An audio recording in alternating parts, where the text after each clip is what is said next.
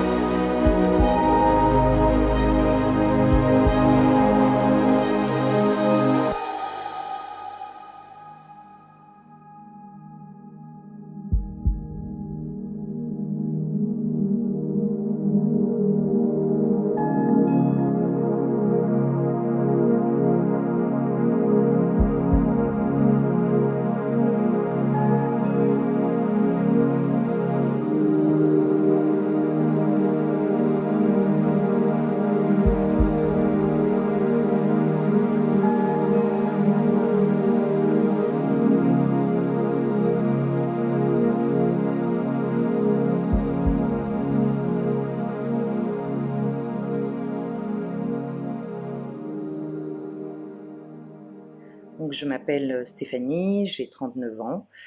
Je suis maman d'un petit garçon de 14 ans, je suis mariée et j'ai des troubles obsessionnels compulsifs depuis l'âge de à peu près 6-7 ans.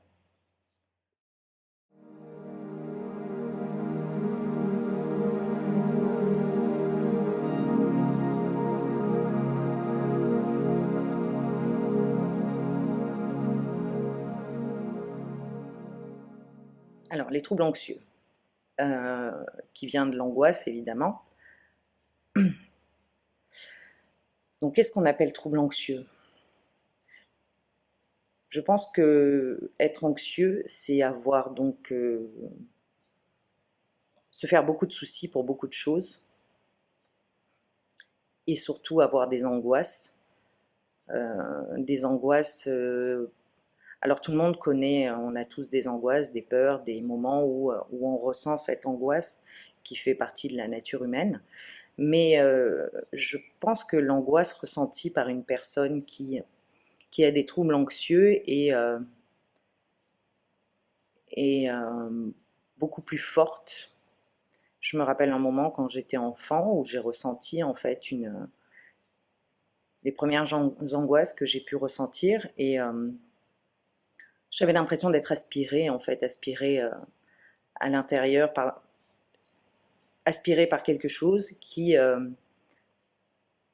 me faisait perdre tous mes moyens, qui me faisait me sentir mal, très mal.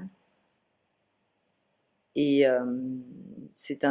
je pense que c'est aussi un état d'âme, c'est-à-dire que c'est un moment où on se sent,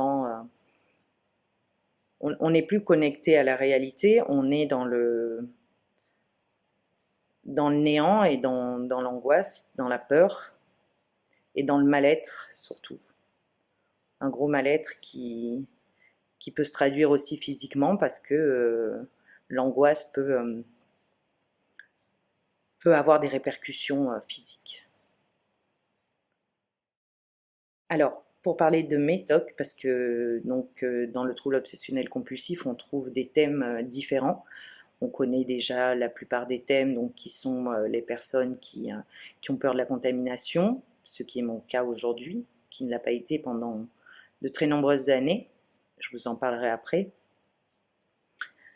Mais voilà, donc le TOC a plusieurs facettes et a plusieurs thèmes, mais se retrouve avec un point central, en fait, je pense, qui est l'angoisse, la peur et le fait de contrôler, en fait, de contrôler ces choses-là. Alors, pour donner une définition du TOC que je traverse, j'ai eu beaucoup, beaucoup de thèmes différents. J'ai commencé par avoir une peur atroce de la mort. Donc, je me suis rendu compte très tôt de ce que ça pouvait être et de ce que ça pouvait engendrer. Et je pense que j'ai pas réussi à la surmonter, cette peur-là. Et du coup, j'ai commencé à ritualiser. Pourquoi, comment, je ne sais pas. Mais petit à petit se sont installées des compulsions visibles, donc le fait de faire et de refaire des gestes, c'est-à-dire que à chaque peur, à chaque angoisse, quand j'étais enfant, bon, j'avais pas le même système de pensée, parce qu'aujourd'hui j'ai réussi à analyser un petit peu plus la maladie, mais à ce moment-là, voilà, je devais refaire pour être sûre que ce à quoi j'avais pensé ne se produise pas. Donc c'était comme si je me persuadais qu'en faisant tous ces gestes, je mettais en sécurité, en fait, les personnes que j'aimais. Très peu pour moi-même, c'était très axé sur ma mère. Et donc, j'ai commencé à installer des rituels, donc des compulsions. Ensuite, ça a enchaîné beaucoup, beaucoup de compulsions, beaucoup de choses, beaucoup de tocs qui se sont rajoutés. Et du coup, on l'applique pour tout. C'est-à-dire que tout devenait ritualisé. Les moindres gestes, de l'habillement lavage de dents, à la façon dont je rentrais dans le collège d'une certaine façon et pas d'une autre, pour être sûre. Et si ça se passait pas comme je l'avais voulu, j'en avais pour la journée, c'est-à-dire que pendant toute la journée j'y pensais et j'avais peur. Donc les principaux tocs ont été les tocs de superstition, c'est-à-dire des phrases pour conjurer un petit peu le sort. Quand j'avais des pensées de peur, qu'il arrive quelque chose, je me répétais des mots qui me rassuraient dans ma tête et je faisais donc toutes ces compulsions pour pouvoir éviter en fait qu'il arrive des choses dont j'avais atrocement peur. En gros, l'idée des tocs que je traverse, c'est celle-ci. Par contre, j'ai eu aussi donc des tocs de rumination. J'ai installé des phrases vraiment typiques à me répéter dans ma tête, des choses à faire des fois même millimétrées, c'est-à-dire que tout ce que je fais est toujours fait plus ou moins de la même façon pour reproduire le schéma de la veille, pour pouvoir être dans ce schéma de contrôle et d'évitement en fait, de comment dire, d'anticiper euh, les choses en se rassurant.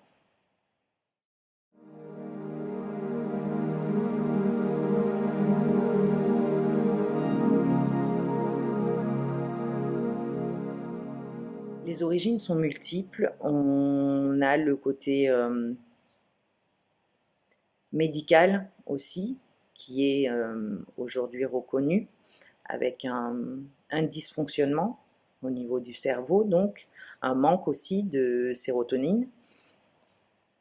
Donc on sait qu'on est des personnes fragiles à ce niveau-là, qu'il y a un dérèglement, donc le cerveau ne réagit pas de la même façon que, que ce qui devrait réagir. Et ensuite, les origines, elles peuvent être diverses. Je pense qu'il le TOC est présent, est en suspens tout le temps, physiologiquement parlant. Mais certains moments de la vie, peut-être certains moments où on est dans des phases de peur, d'angoisse, on est tellement peu capable en fait de les gérer que le TOC va s'immiscer pour pallier à ce manque de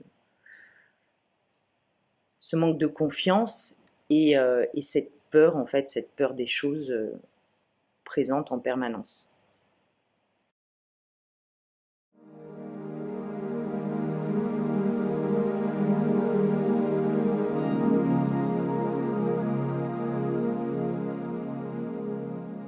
Alors c'est dur, très dur. Euh, Quand on est enfant, c'est encore plus compliqué parce que ça nous met à l'écart.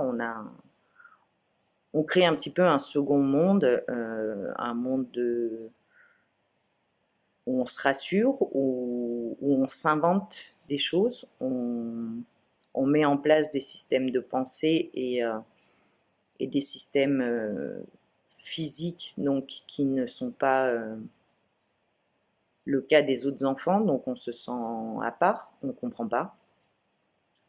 Ou même pire, on pense que c'est normal et que ça fait partie, qu'on est fait comme ça et qu'on n'a pas le choix. Donc on rentre dedans, on s'y habitue, on s'y accoutume, et on en rajoute toujours plus parce qu'on se persuade, en fait, on se persuade que c'est la bonne façon. Donc le passage de l'enfance et de l'adolescence est très compliqué. Le début de la vie d'adulte, pour moi, a été un peu un moment de relâchement. J'ai pas eu la chance de pouvoir faire des études parce que j'étais pas du tout apte à rester dans une classe et à me concentrer. J'étais envahie par tout ça, par toutes ces pensées aussi, par toutes ces peurs et par tous ces rituels. Donc c'était très compliqué pour moi de suivre un cursus normal et donc j'ai dû arrêter juste avant le bac. Donc au début de ma vie d'adulte, j'ai compris que les contraintes et que tout ce qui était règles en fait et contraintes me rendait encore plus mal, encore plus... J'avais J'étais déjà emprisonnée dans ma tête, mais j'avais l'impression que si je rentrais dans des règles ou dans des contraintes, je serais encore plus emprisonnée.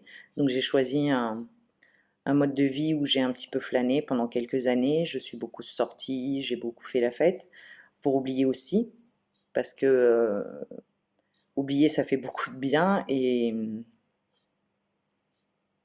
c'était à ce moment-là quelque chose de vital en fait, parce que je ne supportais, je pense, plus ce que je vivais depuis l'enfance.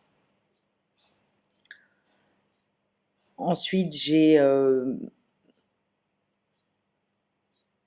suis rentrée dans une vie plus stable, je me suis mariée, j'ai eu un enfant. La période de la grossesse a été très compliquée, parce qu'évidemment ça apporte beaucoup de stress, beaucoup d'angoisse, mais j'ai réussi et j'en étais très fière, toujours aujourd'hui. Et je suis re-rentrée en fait dans une sorte de spirale infernale où j'ai basculé en fait vers la peur de, de ce que j'avais trouvé quand j'étais enfant, donc la peur de perdre ma mère, et j'ai reporté ça sur mon fils et sur mon mari, donc j'ai réinstallé beaucoup de rituels.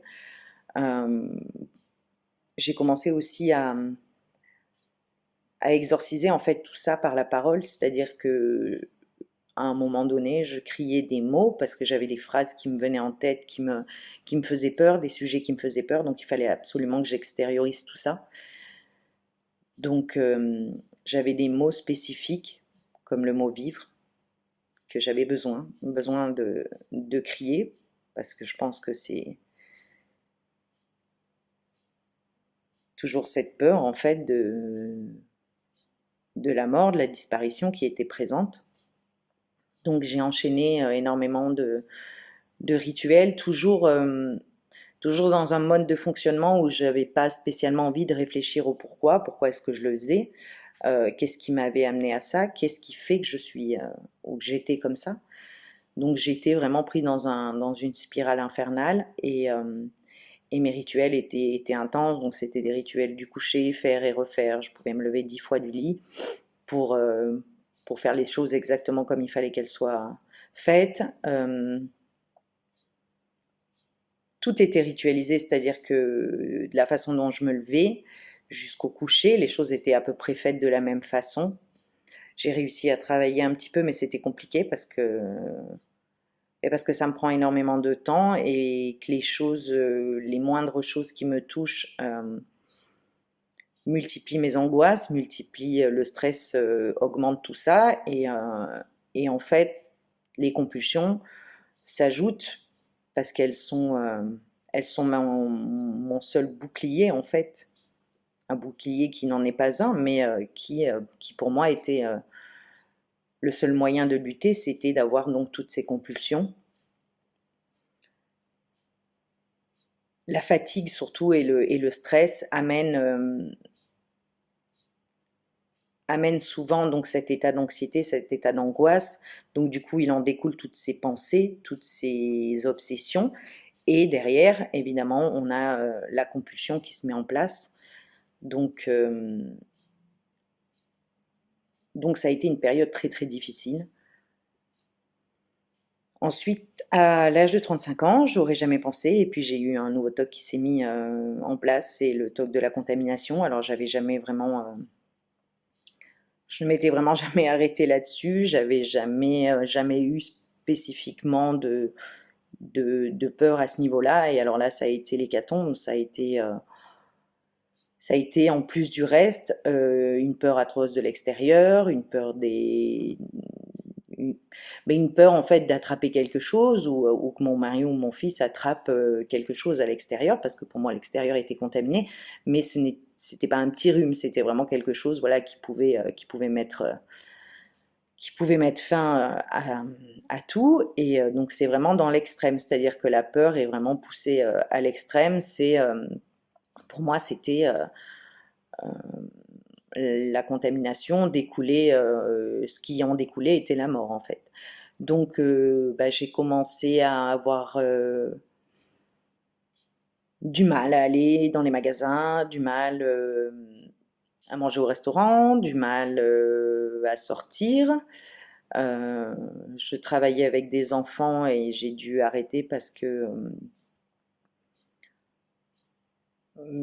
voilà, pour moi c'était source de contamination, c'était terrible parce que j'adorais et que j'ai dû, voilà, j'ai pas pu poursuivre parce que en plus de ce stock de contamination, il y avait tous les autres derrière, donc à gérer c'était vraiment très difficile. Je rentrais, je me lavais les mains 15 fois, je me nettoyais la bouche, je me nettoyais le visage, je lavais des fois même mes vêtements, je lavais les chaussures, je touchais plus les choses pendant 24 heures à 48 heures.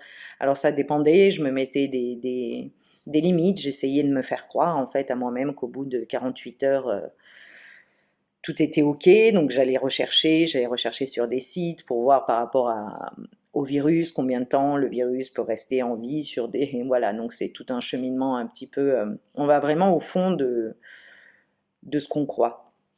Donc ça a été quelque chose de très difficile. Maintenant, oui, ça fait à peu près 5 ans que je vis avec. Alors je sors très peu de chez moi, les magasins j'ai complètement oublié, mais ça m'a permis aussi de vivre d'autres expériences. Je fais des efforts, j'essaie, je me laisse jamais dominer par tout ça et j'ai pas le choix parce que voilà, j'ai un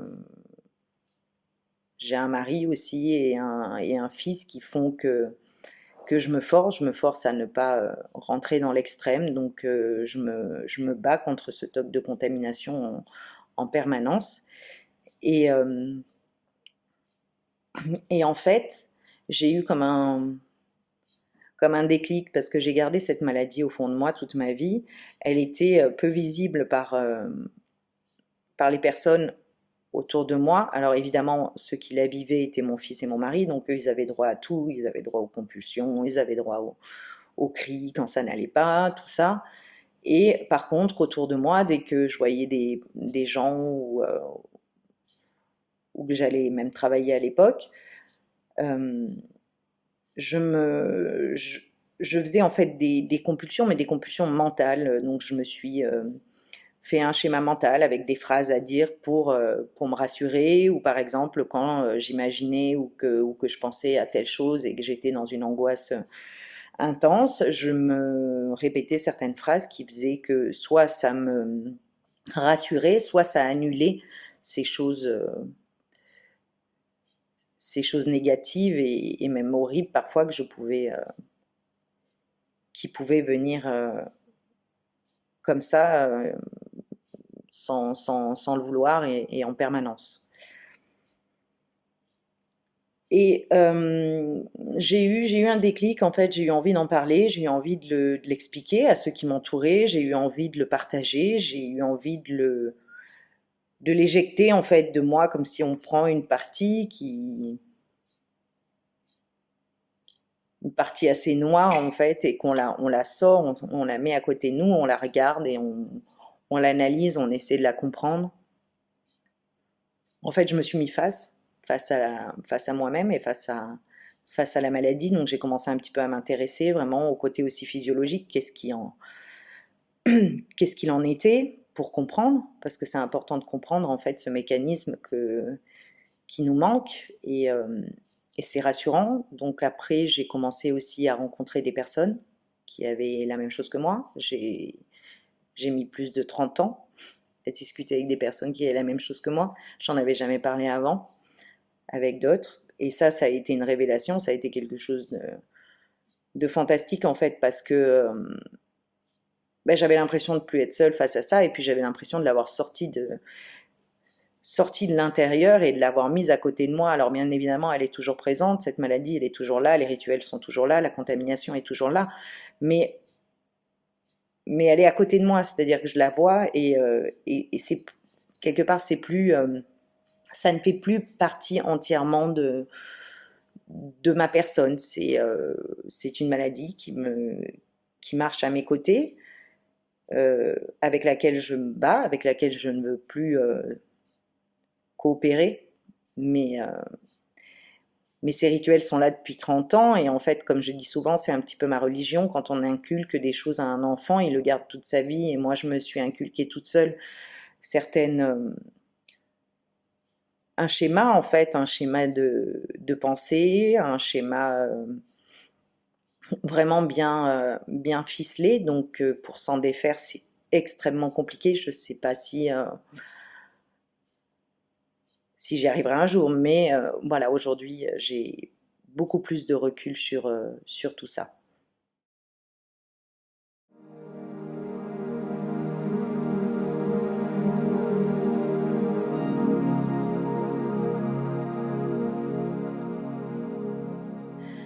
Alors ça dépend si on est enfant, adolescent, si on est adulte.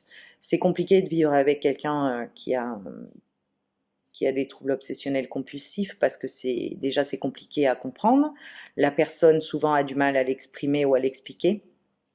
Donc quand on est enfant, je pense qu'on a besoin quand même d'être rassuré, besoin beaucoup de parler, de comprendre. Je pense qu'un enfant qui comprend, c'est un enfant qui guérira plus vite, mieux, euh, parce qu'il se renfermera moins dans cette spirale et qui fera peut-être ce travail de la mettre à côté de lui, comme moi je l'ai fait à 30 années passées. Il arrivera peut-être à le faire plus tôt, donc ça sera certainement bénéfique pour lui. Donc il faut vraiment beaucoup parler avec lui, le rassurer, ne pas trop rentrer dans les rituels parce que c'est compliqué quand on est parent en fait de ne pas rentrer dedans, mais je pense qu'il faut quand même, il faut essayer de prendre ce recul-là, il faut apporter tout ce qui est dialogue, il faut rassurer, il faut discuter, mais il ne faut pas rentrer dans la majorité des rituels, parce que sinon on rentre dans une réalité en fait, un enfant va demander aux parents et s'il voit que les parents le font, ça va, euh, ça va endurcir sa croyance. Parce que pour lui, si son père ou sa mère le fait, c'est que quelque part, c'est la solution. Ensuite, pour les adultes, il faut vraiment aussi ne pas rentrer dans les rituels parce que souvent, donc, quand on est en couple. Et, euh, et si en face de soi, alors souvent les personnes, voilà, on ne peut pas faire accepter à 100% la maladie à son conjoint ou à sa conjointe parce que on ne peut pas lui faire vivre en fait ce qu'on vit. Quelqu'un qui a une maladie physique ne peut pas obliger son compagnon à avoir les mêmes symptômes ou à comprendre exactement ce qu'elle a. Donc voilà, il faut beaucoup de, il faut autant que la personne malade réfléchisse et que le conjoint aussi et se remettre beaucoup en question, c'est-à-dire essayer de voir la position de chacun. Mais il faut quand même aussi apporter à la personne souffrante, voilà, comme un enfant, le dialogue et essayer de comprendre au mieux et de l'orienter aussi vers un chemin en fait d'apaisement par rapport à la maladie et de guérison.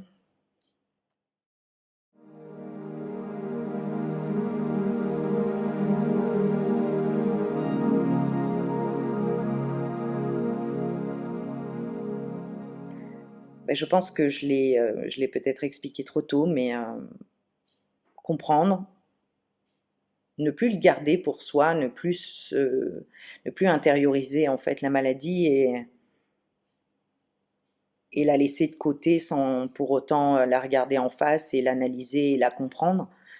Parce qu'en fait, je pense que c'est la clé de tout, c'est de se comprendre soi-même ça peut même en devenir intéressant parce on a un regard différent et on voit en fait, on voit la machine, comment est-ce qu'on fonctionne, comment est-ce que ce trouble nous a accaparé en fait, comment est-ce qu'on a réussi à se mettre dans une bulle et quand on arrive un petit peu à percer cette bulle et à le voir de l'autre côté du miroir, en fait. On, on est apaisé. Alors les troubles sont aussi, j'ai oublié d'en parler, mais voilà, il y a des traitements médicamenteux qui sont, je pense, indispensables à un moment de la maladie. Moi-même, j'ai un traitement qui me maintient. Pour moi, je pense que c'est une béquille, c'est une aide, c'est-à-dire le cerveau va un petit peu se calmer, donc les pensées vont être un peu moins puissantes, l'angoisse va être un peu moins puissante, et du coup, l'analyse est beaucoup plus aisée parce on n'est pas pris en permanence, il va y avoir une accalmie, et à ce moment-là, c'est là où on peut commencer à travailler en fait sur la compréhension de la maladie. Donc le traitement médicamenteux a un effet vraiment bénéfique, et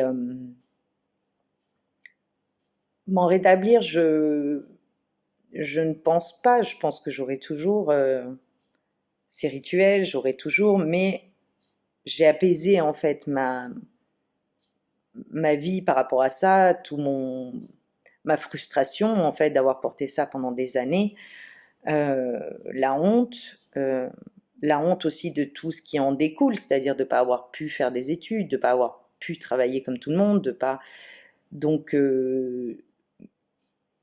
donc tout ça en fait, pour moi c'est un rétablissement d'avoir réussi à l'affronter, à le comprendre, et du coup ça m'a ouvert les portes aussi de beaucoup de choses. Je me suis plongée dans des choses qui me faisaient du bien, dans de la lecture, dans plein de choses, et dans la nature aussi, j'y trouve un apaisement, et j'ai trouvé en fait ce qui me faisait du bien, et je veux pas le lâcher parce qu'en fin de compte, on lutte toute notre vie avec ce trouble qui est quelque chose de lourd et de noir et de terrifiant en fait à porter, et tout ce qui peut nous amener du bien-être en fait, il faut le prendre en permanence.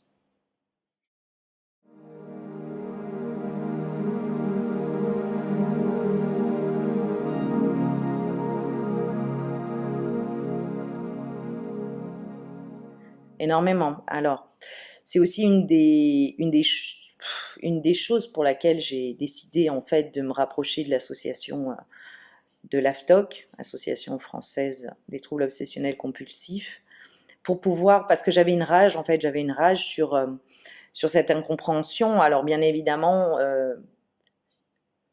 la société n'est pas. Quand on n'en a pas, on ne peut pas comprendre, c'est comme tout. Mais on doit au moins essayer de comprendre et de. Ça fait du bien aussi d'entendre dire vous avez une maladie qui est difficile à vivre, rien que le mot déjà maladie, mais aussi qu'on nous dise voilà que c'est difficile et que c'est reconnu, et que si vous en êtes là aujourd'hui, c'est pas parce que vous êtes une feignante, c'est pas parce que vous êtes une personne un peu à part, un petit peu olé olé, non, c'est vraiment parce que bah, vous avez vécu 30 ans avec ça, et que ça a été lourd, et que ça a été dur, et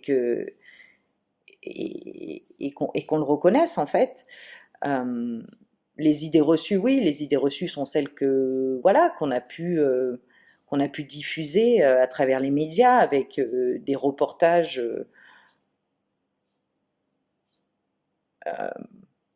plus plus durs les uns que les autres.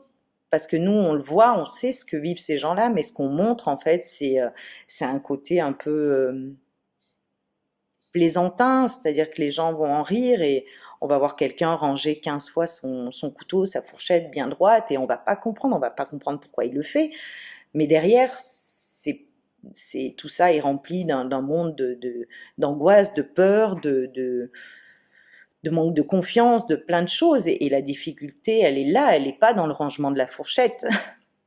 Donc voilà, ce qu'on a montré, c'est vraiment la surface et non l'intérieur en fait du problème. Donc oui, des idées reçues, il y en a beaucoup, et quand on voilà, ça revient souvent, mais quand on vous dit moi aussi j'ai des tocs, c'est difficile à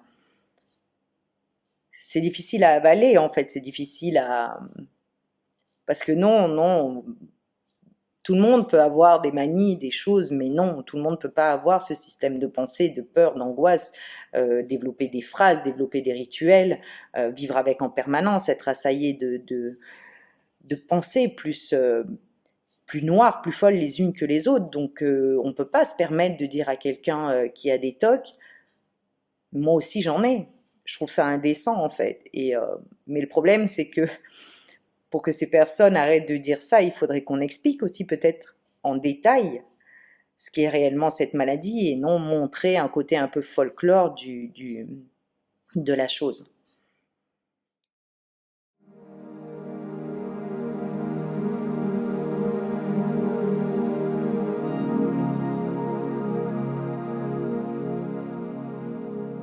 Oui, c'est important. Donc c'est en fait ce qui répond aussi à la question précédente, c'est-à-dire montrer réellement ce que c'est et pas ce qu'on croit que c'est parce qu'on minimise en fait et les personnes qui ont ça ne, ne- certaines sont dans des situations dramatiques. Ça peut amener à des, à des gestes dramatiques.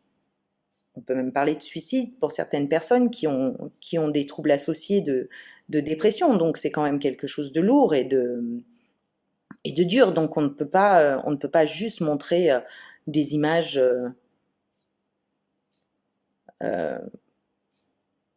comme si c'était un show de télé-réalité sur des gens qui faisaient tout et n'importe quoi et qui comprenaient pas ce qu'ils faisaient en fait et qui sont alors qu'on comprend très bien ce qu'on fait, on sait ce qu'on fait, on le vit, on est conscient en fait de tout ça, donc c'est encore plus dur donc il faut en parler, il faut expliquer, il faut qu'on soit écouté aussi. Donc voilà, je pense que c'est vraiment vraiment très important et on travaille là-dessus avec quelques personnes et avec l'association pour pouvoir arriver à faire comprendre en fait.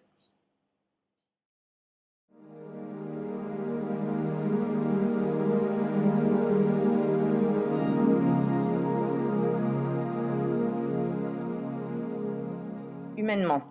Donc un résumé, moi pour moi ce que ça m'a enseigné, c'est alors j'ai envie de citer Nietzsche, mais tout le monde la connaît.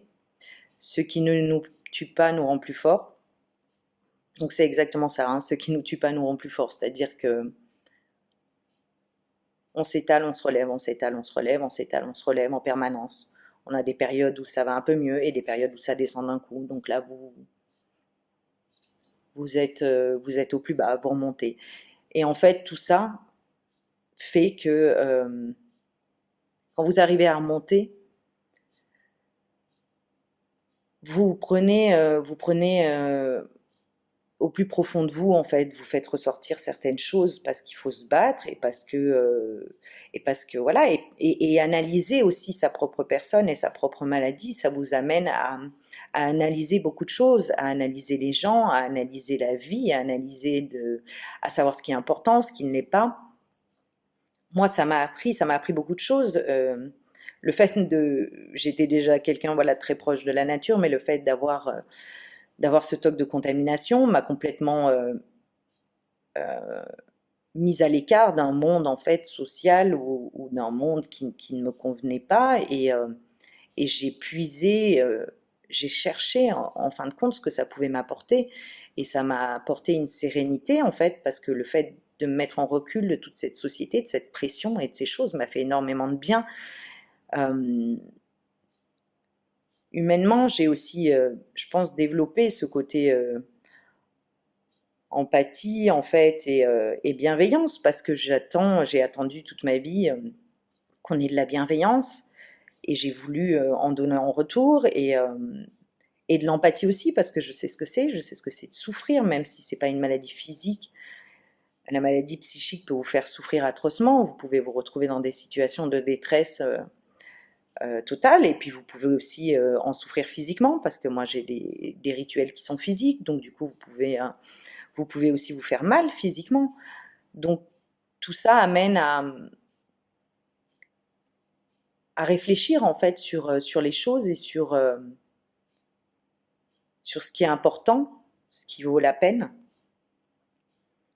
Et, et aujourd'hui, j'ai envie d'aider grâce à ça parce que peut-être parce que je l'ai pas eu et puis parce que je sais qu'au fond, c'est quelque chose qui va